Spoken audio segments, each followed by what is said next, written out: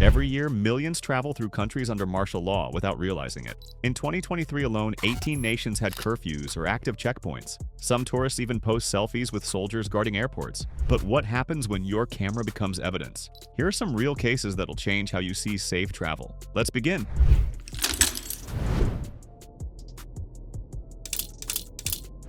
What does martial law really mean when you're a tourist? Soldiers in the streets, curfews after dusk, cameras scanning your every move. When martial law arrives, your vacation transforms overnight. Martial law means the civilian government steps aside and the military takes charge, temporarily in theory. But for tourists, that change brings curfews, ID checks, censorship, and controlled borders. The term evokes drama, but most visitors don't truly understand its reach. Take Thailand in 2014. On May 22nd, the military staged a coup and declared martial law across the country. Days later, 400,000 fewer foreign tourists visited in just 4 months, and tourism revenue plunged by 83 billion baht in the first half of that year. Curfews were imposed from 10 p.m. to 5 a.m. The Tourism Council cut arrival targets. Hotels scrambled. Some insurers refused to cover travelers under martial law. What happens to rights? Civil liberties narrow. The media goes silent or controlled. Protests vanish. Tourists suddenly find their ability to move limited. Will your visa be valid? Can your passport be confiscated? Can you still visit the museum after dark? In the Philippines, when martial law was declared in Mindanao in 2017, curfews locked residents and visitors indoors nightly. Many airlines canceled flights. Tourism dropped sharply in the affected zones. The contrast is stark. Before, waterfront resorts. Afterward, military checkpoints guarding silence. Another case, Egypt, 2013. After the ouster of Morsi, martial law expanded across regions. Tourist arrivals declined by more than 60% in certain months. Streets that were once alive with ferry rides and open cafes emptied. The military patrolled beaches. Museums closed early. Even in countries without full-scale martial law, restricted zones emerge. In Myanmar, portions of Yangon saw martial law in 2021 as protests escalated. Suddenly, neighborhoods were sealed. Tourists in those areas found roads blocked, movement cut, military orders enforced. You might imagine observing tank parades in a city square, but subtler changes matter more. Under martial law, curfews enforce silence. An 8 p.m. curfew in Thailand suffocated nightlife. Checkpoints multiply. Every pilgrimage route or coastal road may host armed guards. Hotels must report guest lists. In downtown HPAN, Myanmar, surprise hotel inspections at 11 p.m. are routine, with guest logs turned over to the military council. Still, many tourists continue to travel. Why? Some believe it's safer with the army. Others underestimate how surveillance and loss of freedom change the experience. But every visit becomes a negotiation. How much freedom will you concede for perceived safety? What feels like peace may hide control. And the deeper truth? You may enter as a guest, but become under surveillance. The next chapter will show how everyday life changes. Drones, street cameras, curfews, and the moments when your vacation photo becomes evidence. Curfews and cameras, how daily life actually changes. It's evening and your phone pings with a curfew reminder. Lights dim, streets empty, soldiers patrol. When martial law hits, even your sunset stroll turns suspicious. In Thailand's 2014 coup, a 10 p.m. to 5 a.m. curfew went national. Tourists must be inside by 10 p.m. No club nights, no moonlit walks. It's like nothing's changed, except you have to go home before 10, says American traveler Rosemary Burt. Meanwhile, hotels in Bangkok report quiet lobbies. Nightlife vanishes. Arrival numbers tumble. By May 27th, the tourism ministry records a 20% drop in foreign arrivals. But Thailand isn't unique. In Sri Lanka in 2022, faced with economic collapse and mass protests, the government imposes a 36-hour curfew. Soldiers set up checkpoints in Colombo. In some zones, shoot on sight orders float as guard instructions. Tourists discover roads blocked, flights canceled, and Wi-Fi blackouts as social media is throttled. Imagine arriving in a city you thought you'd explore freely and realizing your map gets outdated at 10 p.m. That's the shock many felt. In Thailand, tour operators reported that curfew enforcement trimmed nightlife, and many events, like a Taylor Swift concert, got canceled amid uncertainty. Now, checkpoints become part of your route. At random roadblocks in Manila or Cairo under martial law, passengers must show IDs, phones, even scanning luggage. In some scenarios, officers take your passport for hours to verify your booking. You smile, nod, hope you obey every sign. Between checkpoints and cameras, your freedom compresses. Cameras on corners watch you. Drones hover. Each photo, step, and moment you thought was private becomes data. What used to be a sunset photo often becomes evidence. You wonder who's watching exactly.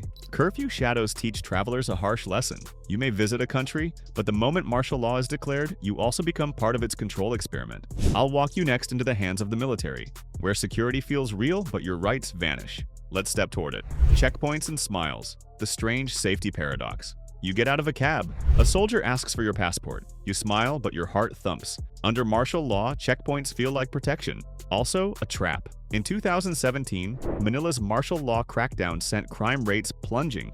Violent crime dropped 33%, but at the same time, arbitrary detentions climbed by 25%. Many locals say police swept up random residents under vague orders. That's the paradox. Safety gains masking loss of rights. One traveler in Cairo during Egypt's martial law era told me, "I waved to soldiers. They waved back, asked where I was headed." Later, that same tourist found the soldier's face in a security video at the museum. He feared friendly gestures were also surveillance. In Thailand, some tourists at roadblocks were offered water, asked about their plans. Then their phones were checked. They say that in one case, officers scrolled through holiday photos looking for protest content. The message is, the soldier is your protector and also your watcher.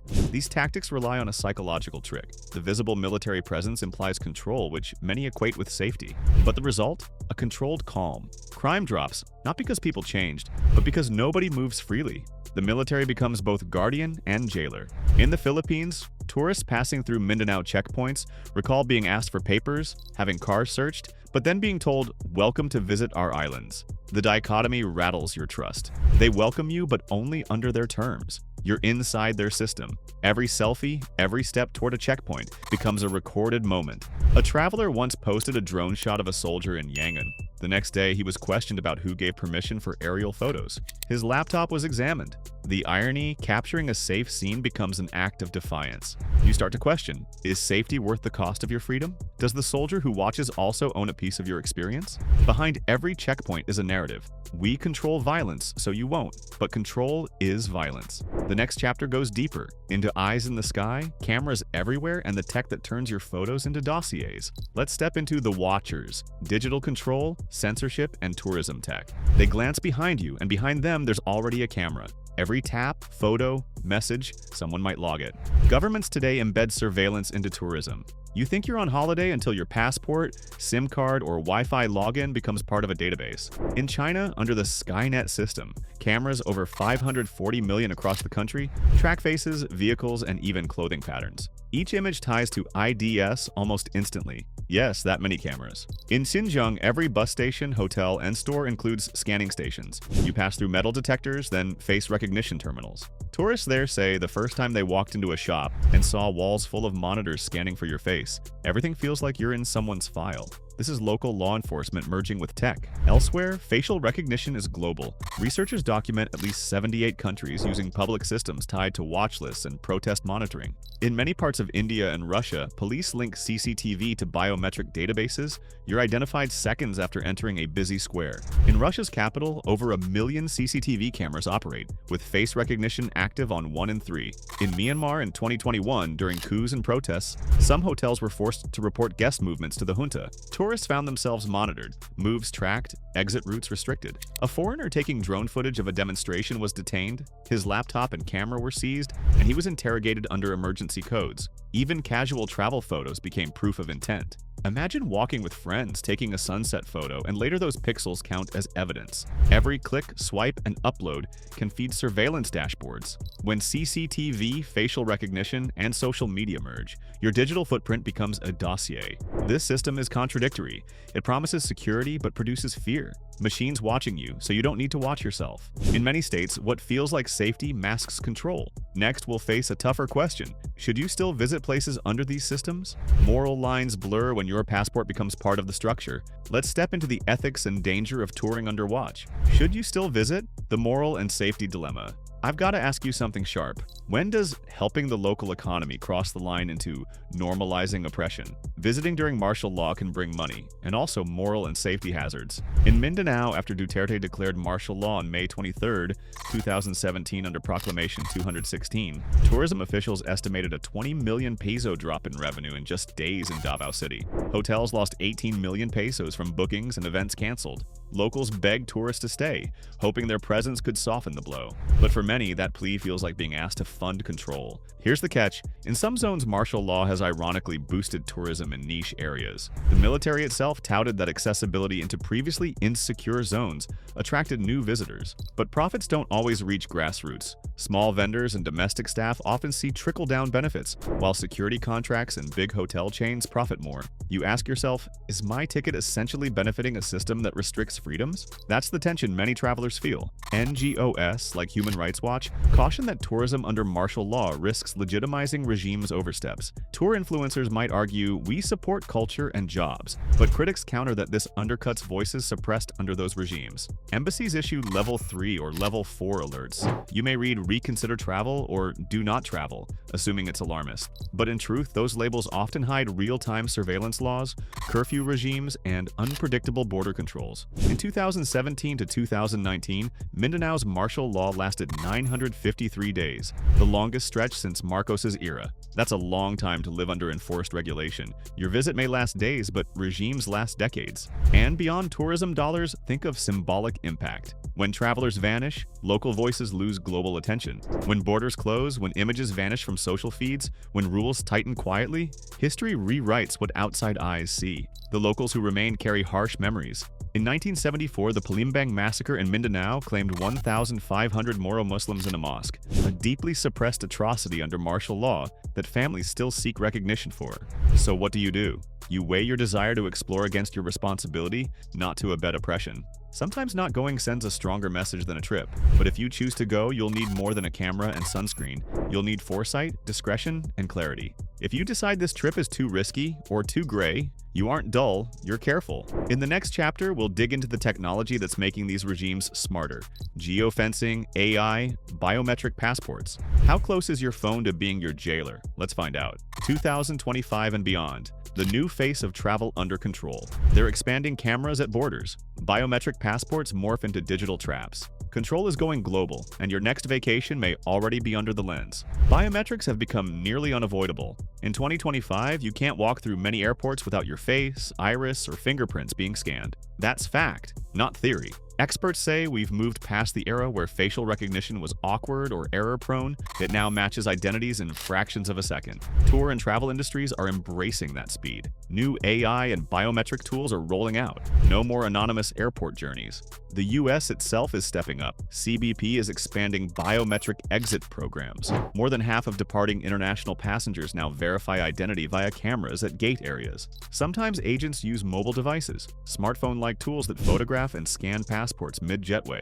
Soon, every land border crossing could adopt those same measures. As surveillance tightens, governments mix it with digital wallets and ID integration. Your passport chip, your phone wallet, your location bursts, everything ties together.